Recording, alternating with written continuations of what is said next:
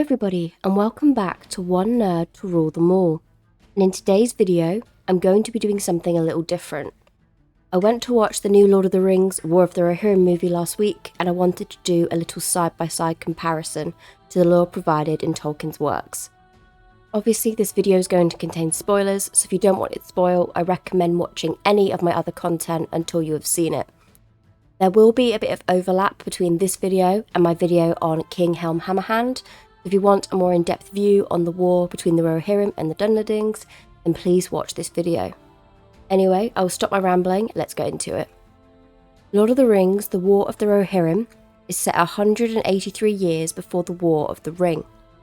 It focuses on the story of the legendary King of Rohan, Helm Hammerhand, but more specifically, focusing its attention on his daughter. In Tolkien's work, Helm's daughter is unnamed, but for the purpose of this movie, they named her Hera.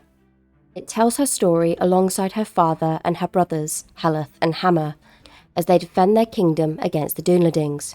The movie is narrated by Miranda Otto, known for her role as Éowyn in the Lord of the Rings movies. Éowyn describes herself as a shield maiden, so it is not surprised that she was used as the narrator for this movie, with its strong focus on Hera, a character with fiery red hair and an equally fiery personality.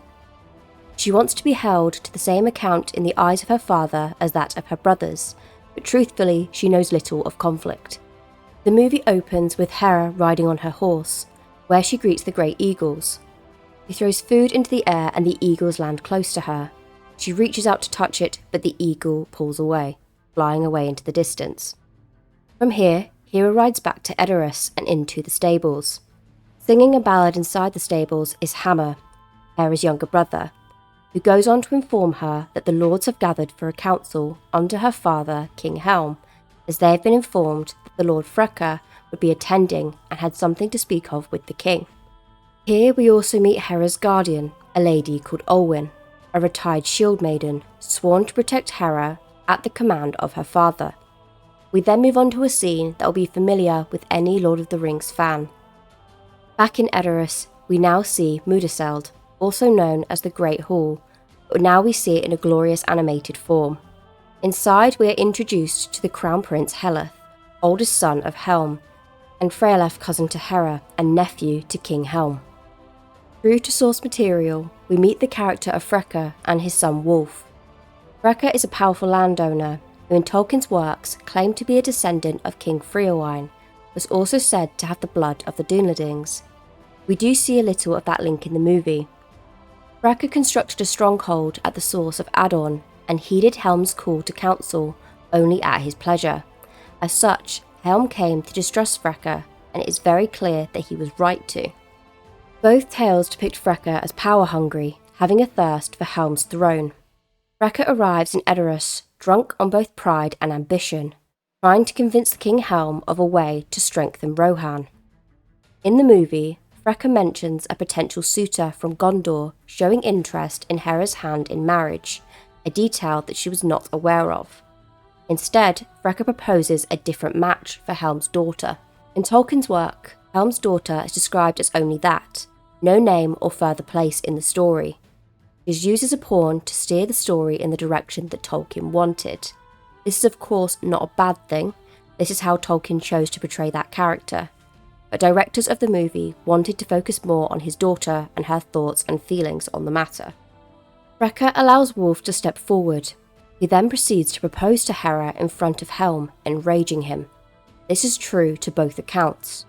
Freka attempts to intimidate Helm into agreeing to his son's proposal, but Helm can see what it is truly about. This proposal is not about making Rohan stronger, it is instead a ploy that would allow Freka to put his line on the throne. In the movie, Freka insults both Helm and Hera, enraging Helm, trying to goad him into a fight. Helm sees through this and insists they take this conflict outside. Now here we have one of the bigger differences between the movie and Tolkien's lore. In Tolkien's works, Freka and Helm go outside alone. There are no company around and a fight ensues. Helm strikes down Freka with a single blow. This blow goes on to kill him later. This is ultimately how he earned the name Hammerhand, and it ultimately brings around the impending battle between Rohan and the Dunlendings. In the movie, as Helm and Freka prepare for their fight, we get a scene between Wolf and Hera. Hera openly discusses her annoyance that her fathers discuss her fate like she wasn't even in the room. She ultimately declines Wolf's offer of marriage, stating she does not want to marry anyone. This rejection does have an impact on the way Wolf goes on to treat Hera for the rest of the film, scorned by her rejection. In the movie, the outcome of the fight is still the same, but the fight takes place with a crowd surrounding them. Around Helm and Freka are Helm's children, along with his nephew Frialaf. We also have Wolf alongside General Targ, a loyal follower of Freka's. Freka begins the fight between the two older men, punching Helm until blood leaks from his mouth. Freka goads Helm, telling him that he will live to regret his decision. Ultimately, there is truth to his words. After his barrage of attacks, Helm strikes Freka, killing him instantly. Wolf rushes to his father's side, whilst Helm shouts for Freka to get up. Wolf confirms that Freka is passed, while Helm defends that he only hit Freka once. Wolf, in a rage, attempts to attack Helm, but is unable to do so, instead being held by his throat off the ground by Helm. Hera begs her father to take mercy on Wolf, and he drops him. Wolf, still enraged, declares that he will have his revenge for his father's untimely death, and Helm goes on to banish Wolf. Of course, this is not the end of his story. Used as filler, as it is not mentioned in any of Tolkien's works, we get a scene where Hera is out with her cousin, Lady Olwyn, and Leif, a squire, where they come across a body of the Southron warrior and tamer of Mumakil. It is then that the company is attacked by an infected Mumakil. Frialaf attempts to kill the creature but is unsuccessful and almost loses his life, but is saved by Hera, who blows the tamer's horn, luring the beast to her and into the surrounding woods. The creature is killed when Hera disturbs dark water, luring a watcher of the water to the surface. Despite this threat being eliminated, she is then taken prisoner by General Targ. When she awakes, she finds herself in Isengard, held prisoner by Wolf, whom she discovers is the new leader of the Dunlendings. Hera tries to bargain with Wolf, promising marriage only if he spares her kin and her people, enraging Wolf because he believed that she had no choice in the matter. She learned of his plan to murder her brothers and father and take the throne. Hera is then saved by Olwyn and her cousin Frialaf. Once they return to Edoras, Hera confides in her father about Wolf's plan to attack Edoras and take the throne. Helm directs his anger towards Frialaf, enraged that he was unable to protect Hera, and banishes him and his kin from Edoras. Despite this, Frialaf declares that whether he wants it or not, Helm will have his sword if he needs it. Frialaf then leaves to Dun Harrow to await orders from his king. That night, Wolf and his armies lead the attack on Edoras. In Tolkien's work, he is also accompanied by the Corsairs of Umbar. Hera was left in the capital whilst Helm, Hammer and Haleth lead the charge on the enemy. Helm quickly realises that Wolf is not present at the battle. Instead, he has led a separate party accompanied by Mumakil. In Tolkien's work, Wolf takes the city and its people as slaves. In the film, Hera clears the city of its people, freeing them from this fate. However, some fates do not change. As a Mumakil attempts to destroy the Great Hall, the very edifice of Edoras that represents the crown, Prince Heleth, in all of his bravery, attempts to defend it. In the tales, this is how the prince fell, dying bravely. This is much the same in the movie. Heleth kills the Mumakil, and while he triumphantly celebrates, representing the bravery that only the Rohirrim could muster, he receives an arrow to the throat, killing him. This causes Helm to fly into a rage as he charges towards Wolf and his men, but he is struck by multiple arrows, wounding him. This differs from the tale, as to our knowledge, Helm is never injured. Hammer and Hera fight off those Dunlendings in close quarters until they get to their father. Helm is then mounted on Hera's horse, with Hammer behind as they head to the Hornburg. This was a big change. At this point in the history of the building, it was called the Southburg. It's for Helm itself that the stronghold was named the Hornburg, due to his actions over the long winter and named after his horn. In Tolkien's Legendarium, the company of Helm, Hammer and the Rohanites go on to seal themselves within the stronghold, beginning the siege between them and their enemies. and the beginning of the long winter that would take many lives from both sides. This very winter would cause more hurt for Helm. After the Yule of 2758, his son Hammer, along with a small company, would go on to leave the stronghold in search for food, only to be lost in a blizzard and never seen again. We do not get this in the movie. Whilst Hera, Helm and Hammer are riding to the Hornburg, Hammer falls behind, his old horse no longer able to keep up with their pace. The born bard then attempts to be brave, pulling a bow and arrow from his side saddle to take out the incoming enemy of the company of Wolf, Targ and others. Hera and Helm arrive at the gates of the Suthburg as she calls for medical aid for her injured father. She then notices that Hammer is not behind them. Below them in the plains, we then see Wolf with Targ, and on the back of his horse is a bound and captured Hammer. In a desperate plea to save his son's life, Helm surrenders, willing to give his life and his crown in exchange for his son. But this is not sufficient for Wolf. Going on to immortalise his dead father's last words of living to regret his actions, Wolf cuts the young prince's throat, leaving his body to rot. Enraged by grief, Hera and her father attempt to go after Wolf, but are pulled back inside the stronghold and the gates are sealed. In both tales, the supplies inside the stronghold are low, and they knew from early on that there was not going to be enough to last the winter. Meanwhile, Wolf and his company build a siege tower in an attempt to take the stronghold.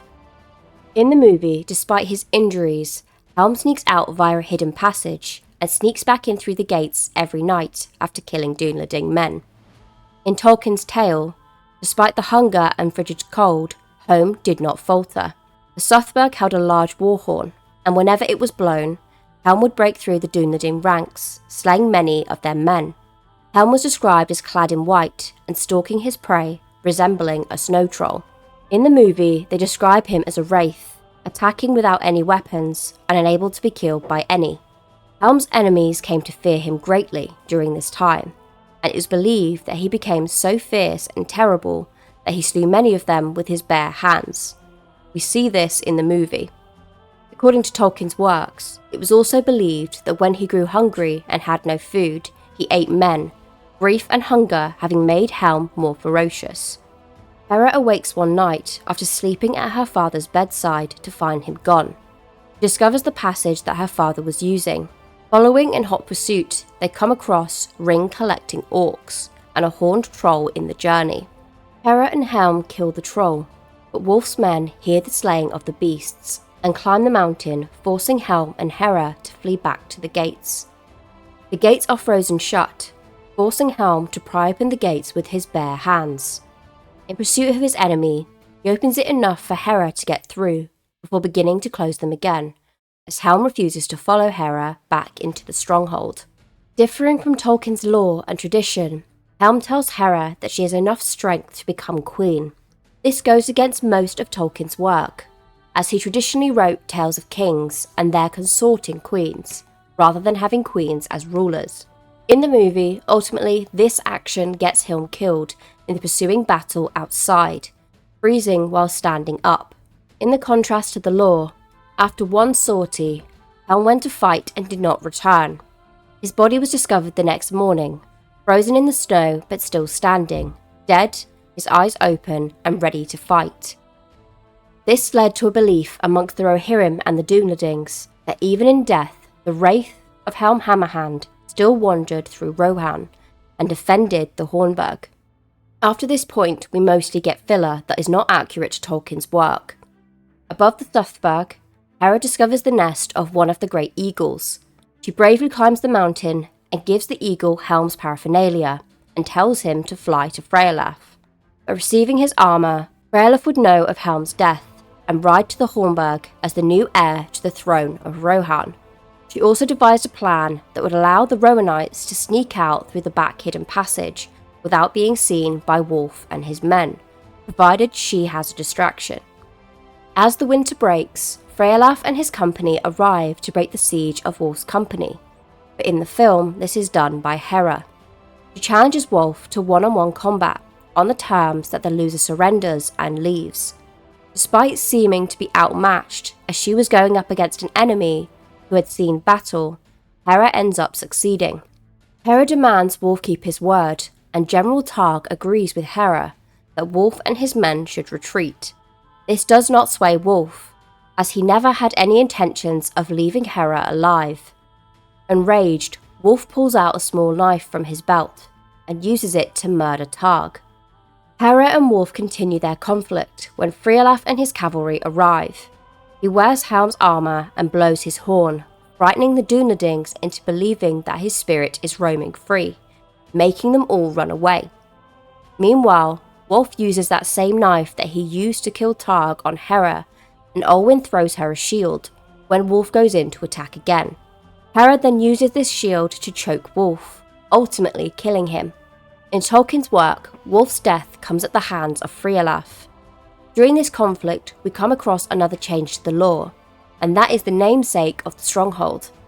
Hera claims that from now on, the name Helm will become the namesake from the stronghold, as it will forever be known as Helm's Deep. This is not accurate to the lore. Although it would still be named for Helm's sake, the structure would instead go on to be known as the Hornburg. As the movie comes to a close, we see Frialaf becoming the new king of Rohan and the first of the second line of kings. Here we get a moment to hear the voice of the dearly departed Sir Christopher Lee one last time. Saruman is named the keeper of Isengard, and using stocked audio from his previous works, we get to hear Christopher Lee's voice again as he declares his loyalty to Frialaf. Frialaf then goes to find Hera, who is mounting her horse, as she has been requested to ride out on a journey, but declares that she would come to her cousin if he ever needs her sword. She goes off with Olwen to seek adventure. Her first one is meeting Gandalf, who has questions about the orcs that she saw hunting rings at the Hornburg. The movie closes on Hera riding away with her brother Hammer's harp attached to her side saddle as she rides into the distance. Miranda Otto describes her as wild and free until the end of her days. This brings us to the end of today's video. Overall, I would say I enjoyed the movie, although there were many times that it differed greatly from Tolkien's work. I believe any version other than the written word of Tolkien produced for screen is going to be an interpretation of those works through the eyes of another. But nonetheless, I would recommend you give it a watch and see for yourself what you think, and if you have your own opinion on it, then please share it in the comments down below. Anyway, that'll be it from me. A wonderful day or night wherever you are. Bye for now.